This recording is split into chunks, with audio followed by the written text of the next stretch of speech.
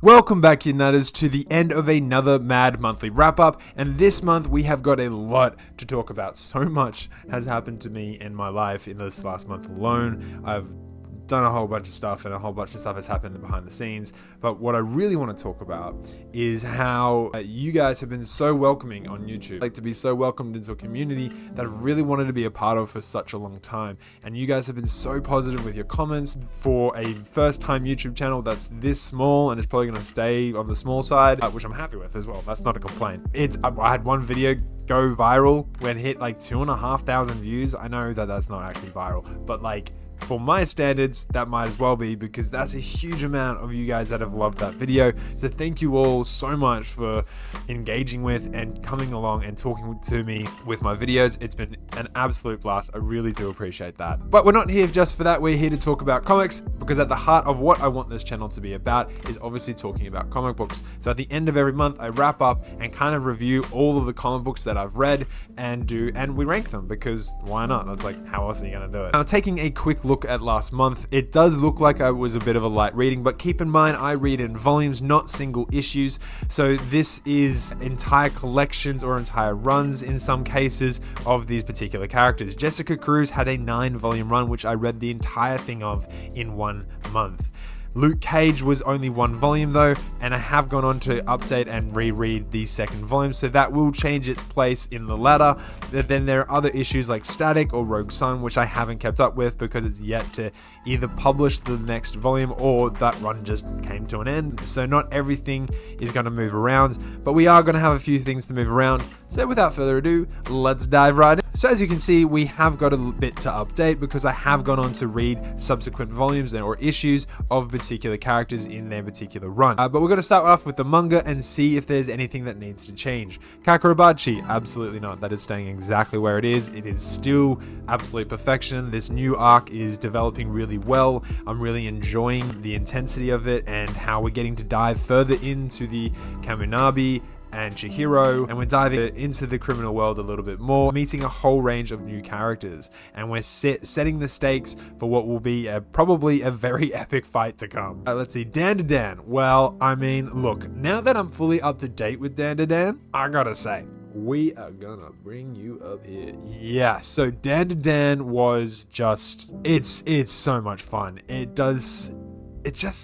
It warms your heart and it warms your soul in such a heartfelt, wholesome way, but it just delivers on so much action, on so much suspense. It's hysterical. It has incredible world building that's like just so completely left of field. Like whatever this author wants to throw into his world of characters, he can just do that, and it's mind blowing at how seamless he makes that feel. Like this latest arc of everyone being kind of thrown into a game board just to find this one person was absolutely like out of this world, but it does dabble with this idea of possession, and it does make sense to the world building. It just was totally left of field and I didn't see it coming, and it's still building to a bigger overarching premise as well. There is a bigger villain at play that is yet to be kind of really utilized, but he's slowly working his way further and further, and we're slowly getting to see more of his manipulation behind the scenes and what he's striving to do. But then we've also got Centuria. Now Centuria, I'm also going to leave where it is right now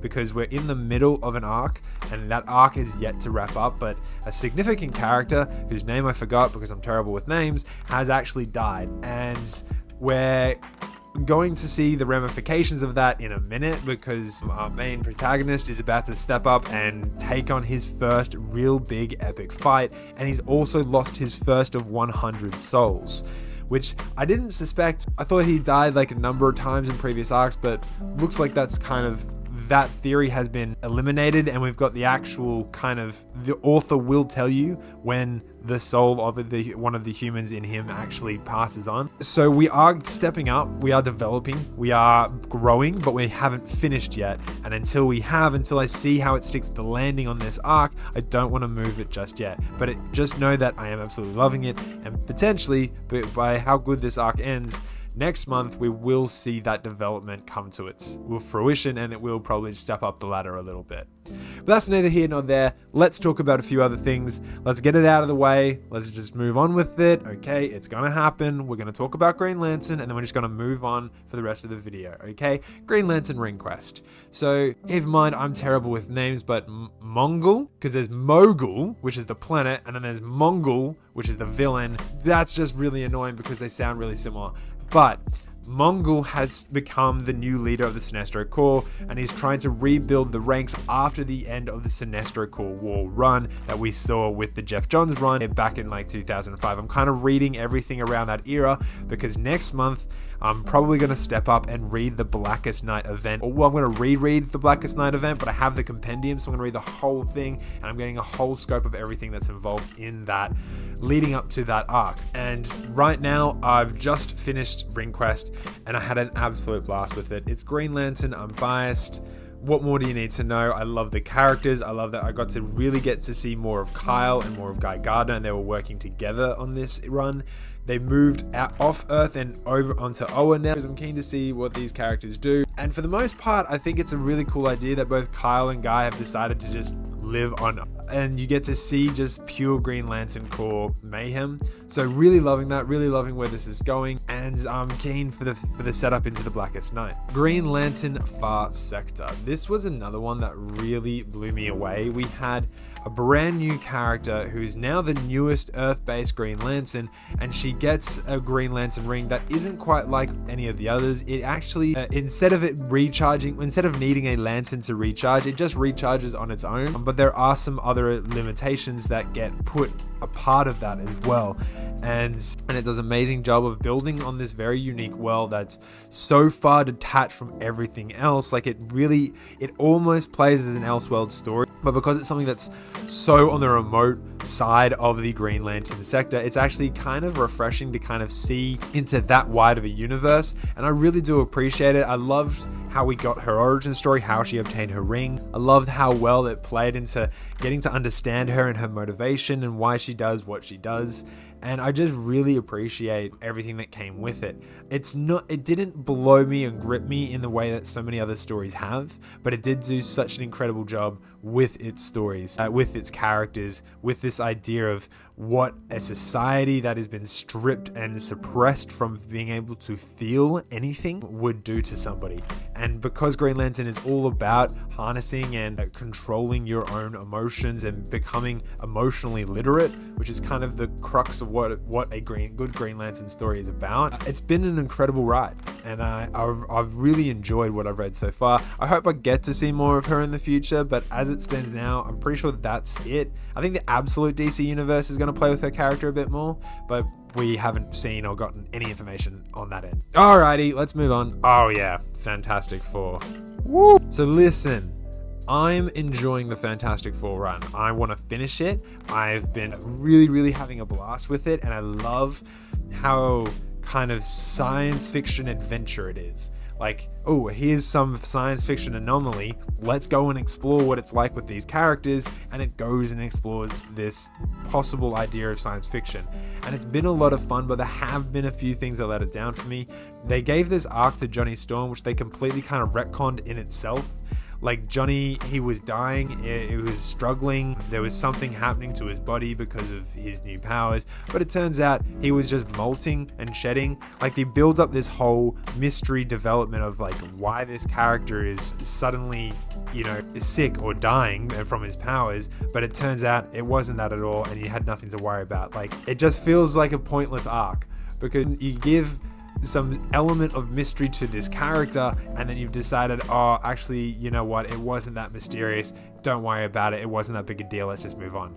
And it frustrates me, because you pulled the rug from under me and you made me worry about a character that I didn't need to worry about. I don't like those arcs. If you're gonna make a character sick, especially in an alternative universe, especially when a set of characters are in an alternative universe, so anything can happen to those characters, and then you say, oh, actually, no, we're going to keep everything as it is, just ignore that little hoodwink. Anyway, for the most part, though, I am enjoying it. I'm going to keep going with it until it reaches its end, and then I'm going to make my way to the main canonical run of Fantastic Four, because I'm hearing amazing things about that and I cannot wait to dive into that, because Fantastic Four for me is probably one of my favorite Marvel characters now, and this is a big reason why. I just wish this volume was better than what we got. Alrighty, let's go over to Moon Knight, another Michael Brian Bendis letdown, unfortunately. And it's weird because I really love Michael Brian Bendis. He's a terrific writer. I just didn't enjoy this particular run of Moon Knight as much as I thought. I really had to push through to get to the end of it. I think a big reason was I'm not really huge into my street level characters necessarily, or at least I need like a bit more element of fantasy, and didn't approach that element of fantasy, not like the 2015 run, which really played on this side of Khonshu being a predominant force in Mark Spector's life and causing so much trouble to him and his multiple personalities. And it didn't really play with the multiple personalities aspect either. It just focused on him having a Captain America, Spider-Man, and Wolverine kind of be these voices and these people that always walk around and act as his conscious / his internal monologue. And it was fun, but yeah, I don't know. It didn't grip me. I wasn't invested. I didn't really enjoy it as much as I would have liked, which is unfortunate because I really wanted to. Okay, so we need to talk about Berserk. So I've moved it up to A because once again I'm in the middle of the arc, and it's the one that everyone praises as being like the top tier arc of, which is getting to know Guts' origin story within this wider world. And what a brutal upbringing, like savagely depressing, and he just takes it on the chin, man, and dark things happen to him. This is not a kid-friendly story at all. It is dark, but my god, what a great, fantastic read this has been. It's been so nice to see this. We've gotten to meet, oh my god, because it's been so long since I've actually read it. It was like at the start of the month. Oh god, what is their name? Griffith. We've met Griffith, that's it. And we met the female character who I think is going to become his love interest. And he's now working with Griffith because Griffith turns out to be the better swordsman out of the two so far. So I'm really keen and interested and invested to see where this story, how it's going to develop as an entire arc. I just hope that it, obviously sticks to the landing, and I have high expectations that it will. So I think what will happen eventually is we'll go up to S tier, but for now it's going really, really well, and I really, really appreciate it. Continuing on, let's go with Transformers. So I did a video on this recently. I've already talked about it in this video earlier on. It's perfection. It's absolute utter perfection. It went really, really dark and really, really grim, and really, really deals with the grief of war and the exhaustion of war. And I'm not going to spend a whole lot of time on this, but it's perfect and you need to read it. And I'm so keen because the next volume comes out in like a month or two, so I'm really, really keen, and I'm probably going to do a follow-up video on it because it's perfect, man. It's such a good run. Oh yeah, Flash. You know what, I'm going back blind. I think I'm actually going to lower Moon Knight. I really didn't like it. I don't know. Maybe it's seen as one of the best Moon Knight runs, and I'm just in the minority, but I just did not appreciate it. Anyway, Flash. I don't know what it is about Flash that I can't get into. He's a cool character. It's a cool idea about the fact that you can run so fast, but I think maybe for me he's a little too. That's a weird thing to say, because I love Superman, and it's widely agreed upon that Superman is incredibly OP. In fact, I love my characters because of how OP they are. Ghost Rider, another incredibly OP character. Green Lantern, obviously one of the most overpowered weapons in the entire storyline of DC. But Flash, I don't know what it is. I didn't feel that overwhelmed in it. I thought it was fun. It's Jeff Johns, who we know does a great job with a lot of these characters and stories, but I just couldn't get into it. I couldn't find myself enjoying it as much as I thought. I did appreciate and love the fact that this was the run where we find out that Reverse Flash caused the death of Barry's mum, and thus is responsible for everything about his nature and his character, tying in that connection between the two was a really fun and enjoyable experience. But I don't know. I didn't get into it as much as I thought I would. I really hoped that this would turn me into a big Flash fan, but I couldn't enjoy it as much as I'd hoped. That being said, I don't want you to not read it because I'm saying it wasn't that much fun. Flash just wasn't for me, but I'm going to keep going. I'm going to see if maybe potentially it was just that particular run and there are other runs to go into. But I don't know. I'm not as hooked as I had hoped to be. Ghost Rider, hell yeah. You know what? No. I mean, look, for me, it was a perfect run. It was an S tier run, Ghost Rider, that it just absolutely, it introduced the character. It introduced a new character called Talia Warroad. It really created a strong dynamic and relationship between both Talia and the Ghost Rider and Johnny Blaze, and they played with Ghost Rider and Johnny Blaze being these two separate characters. They were two beings one was possessed the other, and they were completely different personalities and characters, which I thought was really cool, and I haven't seen that play out in any other way. Like, the movies didn't depict that. The movies just made it just some mindless beast that didn't have any conversation. But in this run, the Ghost Rider can actually speak, and then I've gone on to read other Ghost Rider runs since, but like not this month, and it's incredible to see how much of a character the Spirit of Vengeance is on its own. And the whole run itself just was really, really great because it was a fresh reintroduction. You got to see a bunch of villains. You didn't have to worry about anything that came before, but obviously if you wanted to, then you should, because it's incredible. I absolutely loved it. There's very few negative things I have to say about it, if any at all, which is why it's up on S tier. Continuing on, let's update with some other characters now. We have Luke Cage Volume 2. This has gone up because I really love the villain. Volume 2 of Luke Cage here did such an incredible job of delivering of setting up a new villain with this guy that can hypnotize people and therefore brainwash them and control them, and he does it with an entire town. And Luke Cage walks in and immediately gets brainwashed, and then he has to try and figure out who he is. So it's a loss of identity, but then he regains it, and epic fights, and it was an incredible experience to see kind of Luke Cage wandering in. It was such like a Western story as well, which I really appreciate. It made me really love the character Luke Cage, and I want to keep going with him. I think I'm becoming a bit of a Luke Cage fan, to be honest, because he's really fun. It's really cool that he kind of just is this wandering mercenary hero for hire. He's kind of on the same pace as somebody as Ghost Rider, which is really unique because they both have very similar formulas within their story structure. They both kind of wander around. The villains come up out of and then they have to face off against the villain, and then they wander off to the next place, or they try and figure something out, or they're diving a little bit deeper into their own history or lore in some way. It's just a lot of fun. I'm really upset that there isn't a whole lot on Luke Cage. I really want like a good 4, 5, 6, 7, 9 volume run which really gets to flesh out his character, because he's got a lot of potential, and I think Marvel's kind of wasting him because there isn't a lot on him. There's only just like a 1 or 2 volume run here or there.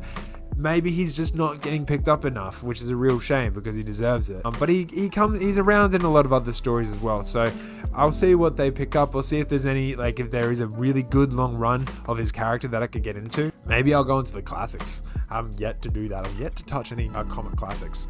But yeah, it's been a lot of fun. Blue Beetle. I'm going to actually push this up a bit. Blue Beetle was a lot of fun. It was the ending that really made it for me, because Jamie really started to pick up on not just relying on the suit, but actually being more strategic and methodical with how he uses the suit.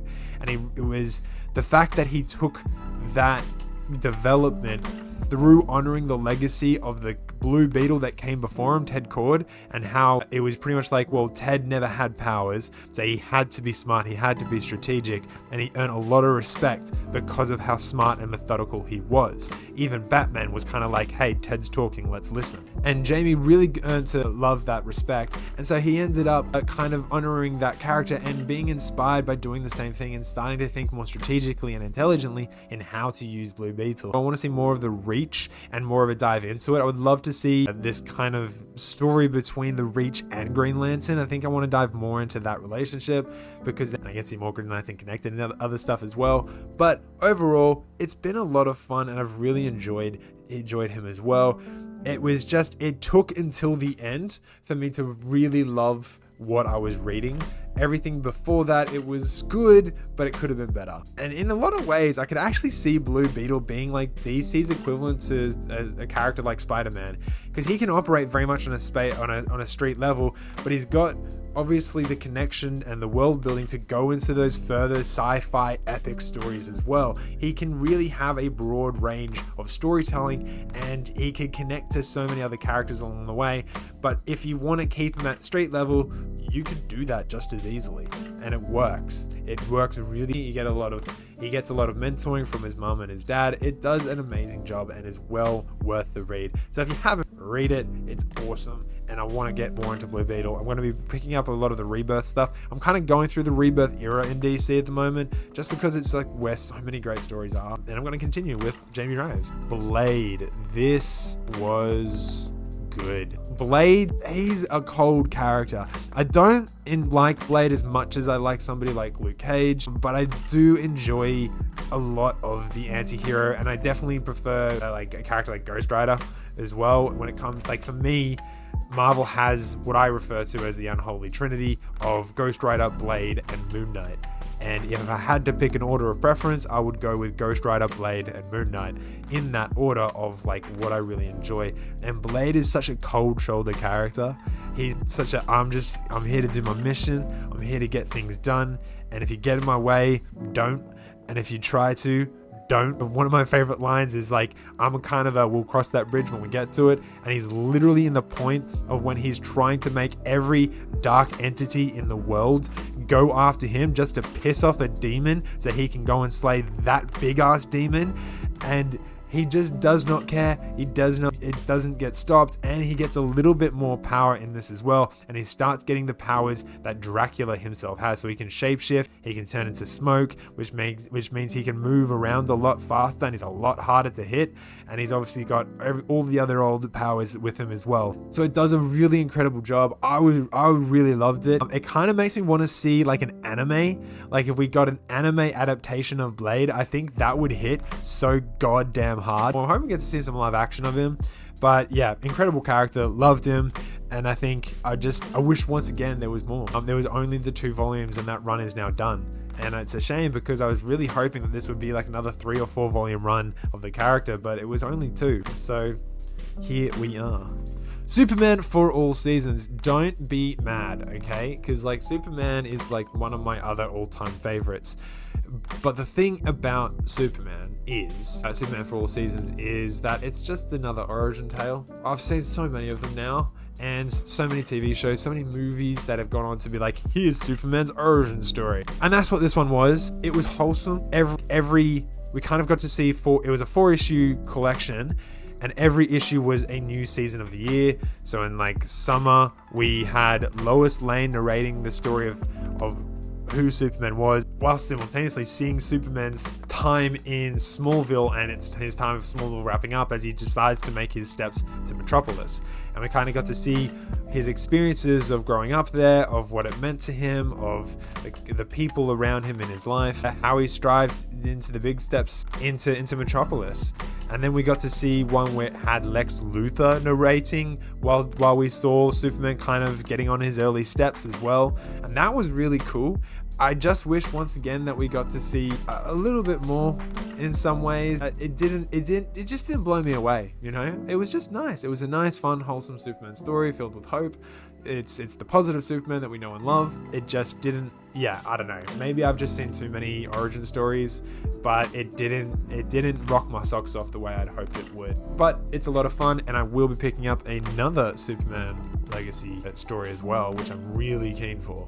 But that's going to be next month, so don't worry about it. Oh my gosh. Last but not least, we have The Promised Neverland. This is volume 6 and volume 7. As you can see behind me, I am collecting the physical manga for this run because I really love the first season of anime, and I just thought, you know what? I'm going to just buy it physically because I want the collection. I want the physical collection. And it's been a lot of fun. I've really enjoyed it, and it's been great to see what happened once they escaped the orphanage and what is a part of the world. I was a little worried at first because I was like, oh, it's kind of stepping away from what I enjoyed so much with the first main arc of the story, where they were trapped in a setting and they had to escape. But what they've done with the world building is that they've said that the world is pretty much something that they need to escape from, and it is possible to escape from this world of demons, but they just have to figure out how. And I appreciate that we've just gotten what I loved about the first arc so much on a much bigger scale now, and I appreciate to see where that goes. It's so far, they're still using a lot of logic and a lot of intelligence in order to get what they need and get what they have to do. And it has changed into more of a survivalist-esque story. But, I mean, it was always kind of that way, you know? And it's kind of still building on itself in a big way. So I'm keen to see where it goes. And I'm not watching the second season of the anime. I'm not doing it. I've heard bad things about it, like horrible things about it. Like, my God, what the fuck's it saying things? What did you do to my characters about it? But the manga is a lot of fun, and I'm really enjoying it. So we'll see where it goes. But fingers crossed. Woo! That was a lot of talking. So this is looking like a pretty strong arrangement of stories. Sucks that I didn't get into Moon Knight. I really wanted to get into that a lot more. But I'm going to leave Moon Knight for a hot second. I think it's been all right. But yeah, no, overall, I'm not disappointed with that reading tier. Keen for more Green Lantern. Oh my God, I can't wait. I'm going to be reading The Blackest Night. Alrighty, but that was my month. That was the reading month for September. I hope you guys enjoyed that video. For those that clicked on this, I really do appreciate it. Thank you. But let me know in the comments below, what was your favorite read of the month? Have you picked up anything that I've recommended? If not, that's cool. But if you have, let me know in the comments below. Take care of yourselves, guys, and we'll see you on the next video. All right, peace.